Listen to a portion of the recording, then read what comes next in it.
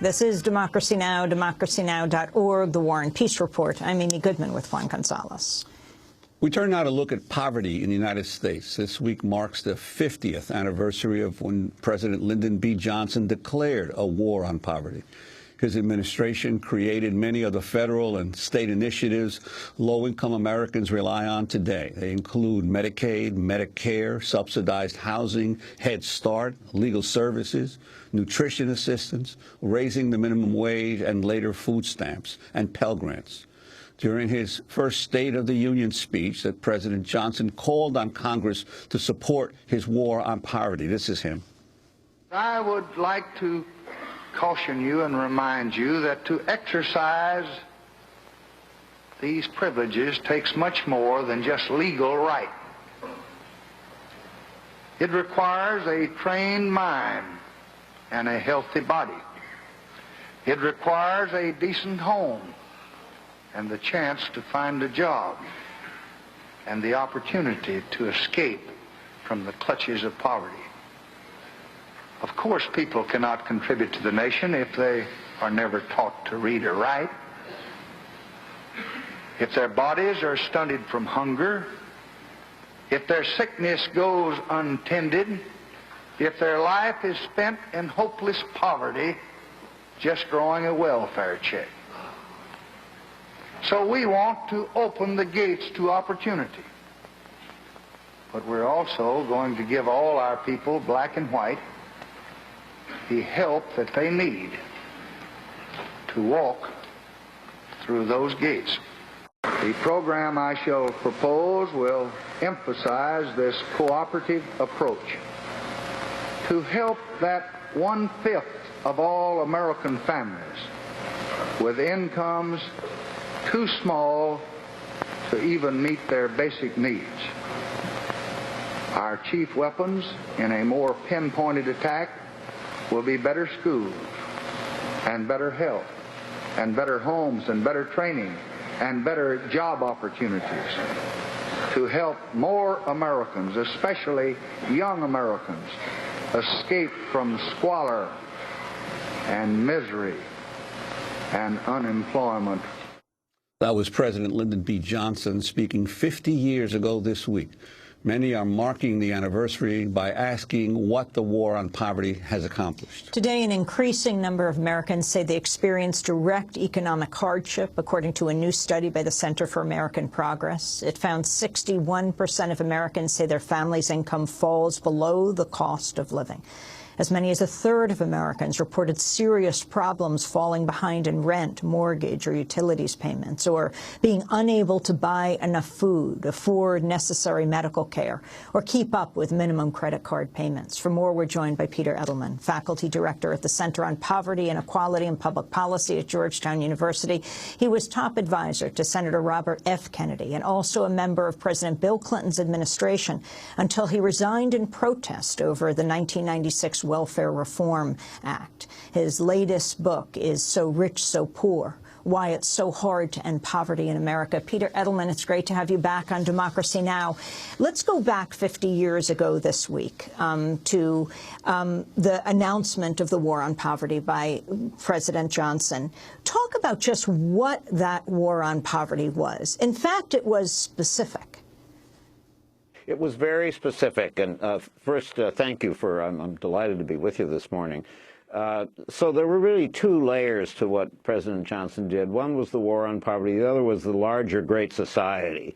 And so when we think about that period of time, we need to understand that the big things were Medicare and Medicaid and the historic civil rights laws and the first ever federal aid to elementary and secondary education. The war on poverty was very specific, and it was good things. It was Head Start. It was legal services for low-income people, community health centers, all things that we still have, all things that have made a difference.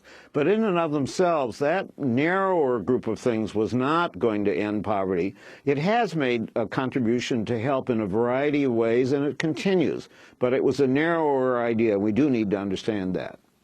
And Peter Edelman, what is it that made it possible for Johnson to cobble together such an enormous range of legislative acts to pursue this war on poverty? It was in the context of the optimism and the positive feeling about America that we had after World War II and the tremendous economic boom that we'd had, although there'd been a recession at the end of the Eisenhower period. So we really were in a optimistic position where we thought we could do anything, later on go to the moon, all of that. Secondly, and very important, the civil rights movement made a major difference in terms of exposing injustice, racial injustice, but it immediately became clear as we achieved legal equality, and as President Johnson said, that didn't mean that somebody would be able to afford to buy a meal at a lunch counter.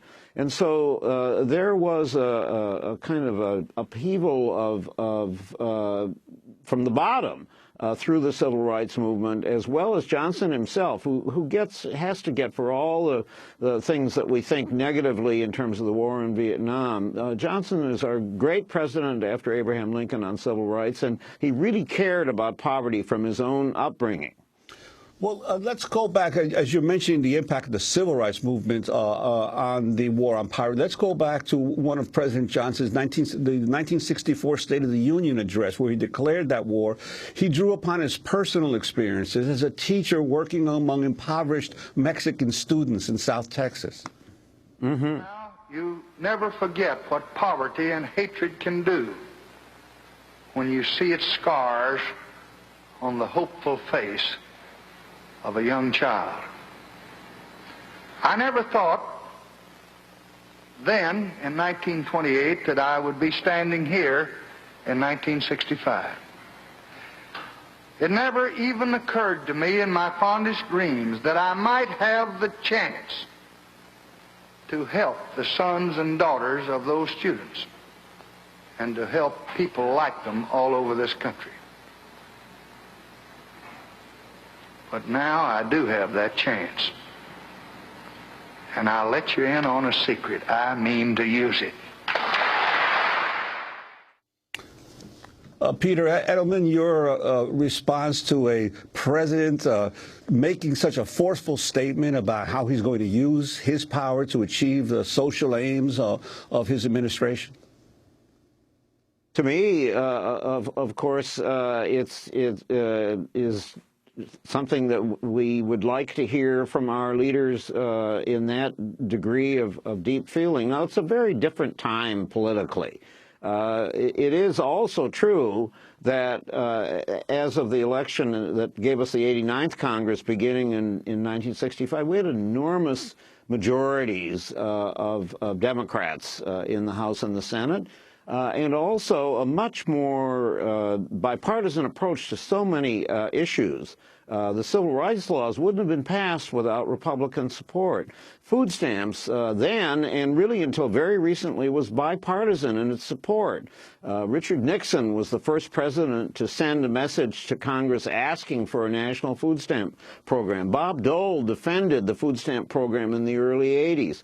George W. Bush very recently was a strong supporter of the food stamp program. So we had a different politics than we do right at the moment anyway. President Obama's done a lot about poverty, and I think we should be very clear about that. The Medicaid expansion in the Affordable Care Act is of historic dimension. What was in the in the Recovery Act was terrific for low-income people in our country.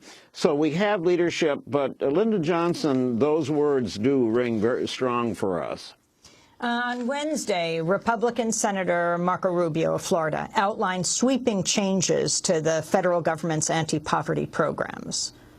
Our current president and his liberal allies, what they propose to address this, their proposal is let's spend more on these failed programs and let's increase the minimum wage to $10.10. This is their solution to what the president has called the defining issue of our time? Raising the minimum wage may poll well, but having a job that pays $10 an hour is not the American dream. And our current government programs, at best, offer only a partial solution. They help people deal with poverty, but they do not help people emerge from poverty.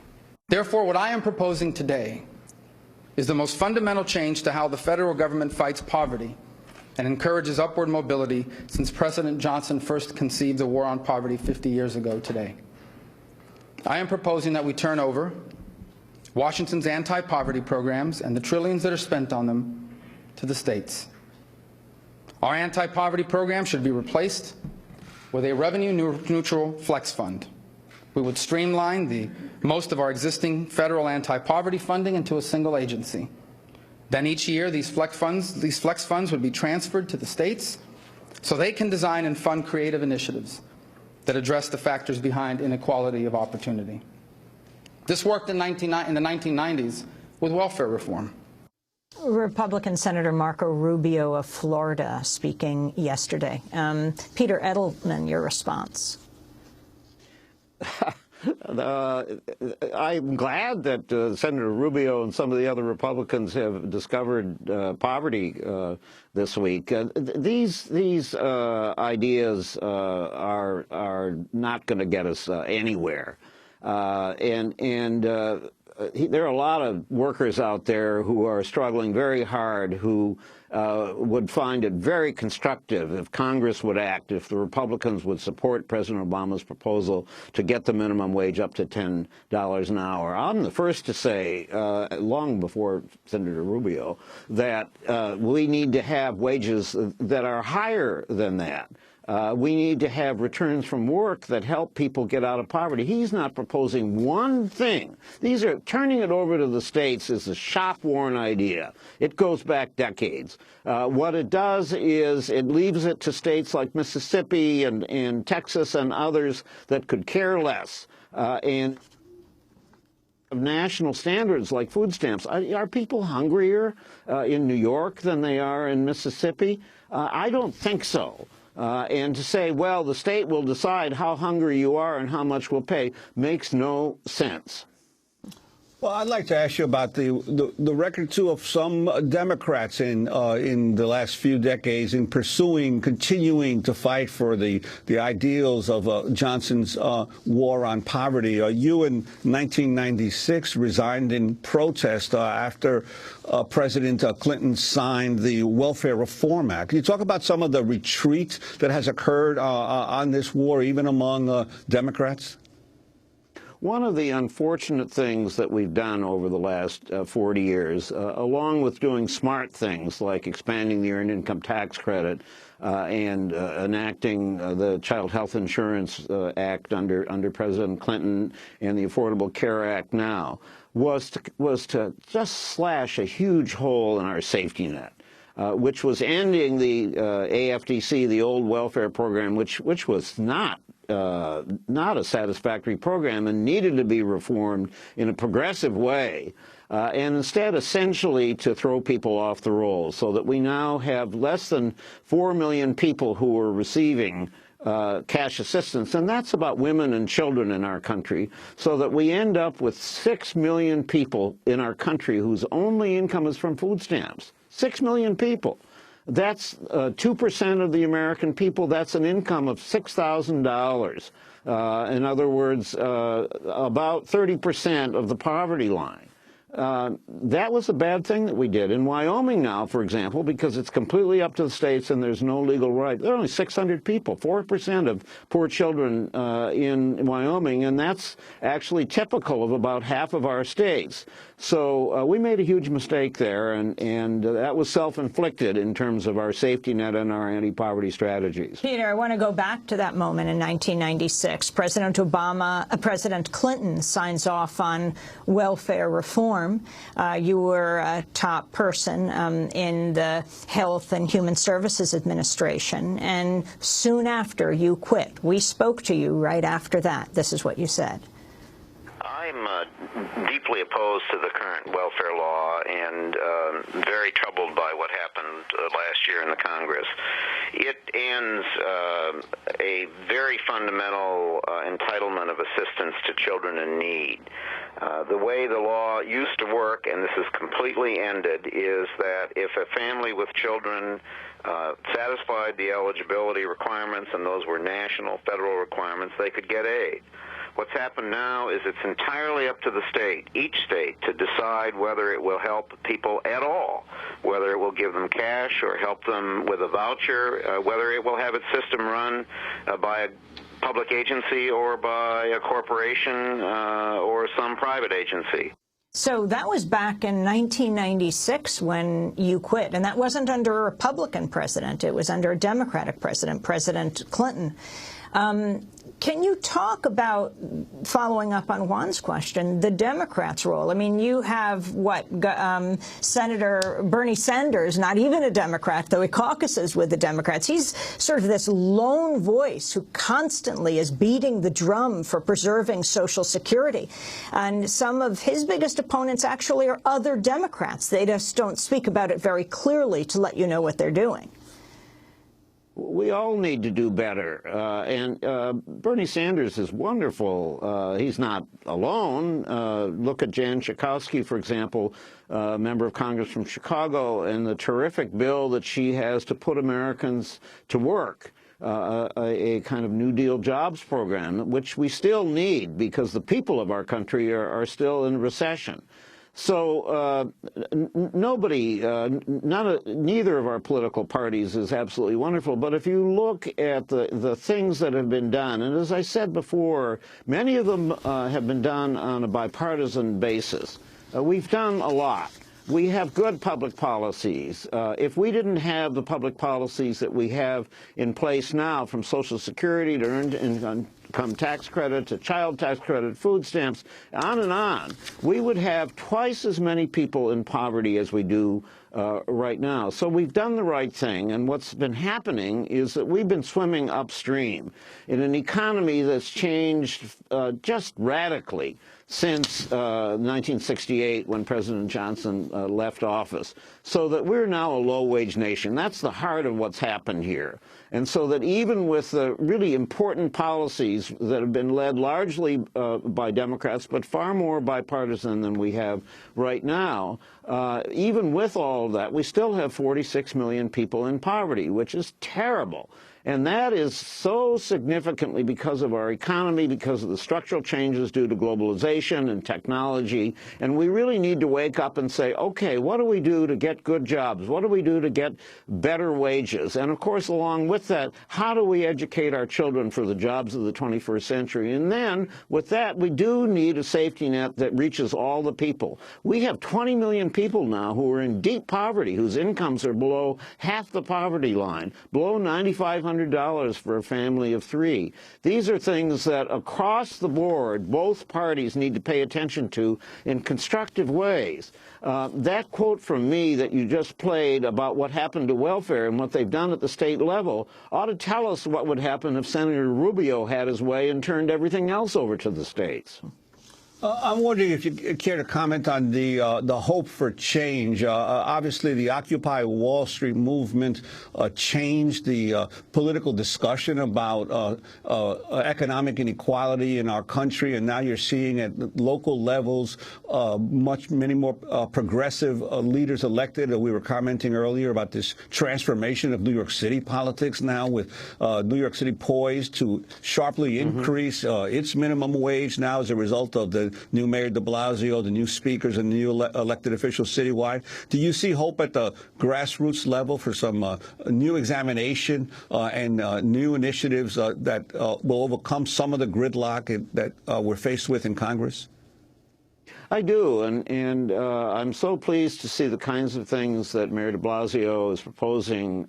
The talk about raising the minimum wage in New York City, his proposals about early childhood, which I think are just terrific and so important. And if you look at the activity around the country on minimum wage now, those airport workers in the little town of SeaTac in Seattle, the raising of the minimum wage statewide in California, and a lot of the other things that Jerry Brown is doing along with the legislature there. So I think that's very, very important. However, all of that can't get us to where we have to go. I think those things will help support better national policies and a better national politics. But there are plenty of states, unfortunately, that don't have the same kind of commitment that a New York or a California or other places in the country have. So we need to have a better and stronger set of national policies in a balanced way. And not just public policy. We need to have people at the local level who are going to work in a civic way to improve our schools and to build the child care systems and to help young people get into the labor market. We want to thank you, Peter Edelman, for joining us, Faculty Director at the Center on Poverty, Inequality, and Public Policy at Georgetown University, top advisor to Senator Robert F. Kennedy, also member of President Clinton's administration until he resigned in protest after Clinton signed the 1996 welfare reform legislation. His latest book, So Rich, So Poor, Why It's So Hard to End Poverty in America. This is Democracy. I'm Amy Goodman. Thanks so much for watching this report from Democracy Now!, your daily independent global grassroots news hour. We don't accept advertising or corporate funding, but rather rely on donations from viewers like you. Please make your contribution by visiting democracynow.org today. We need your support today to keep bringing you this hard-hitting, in-depth reporting.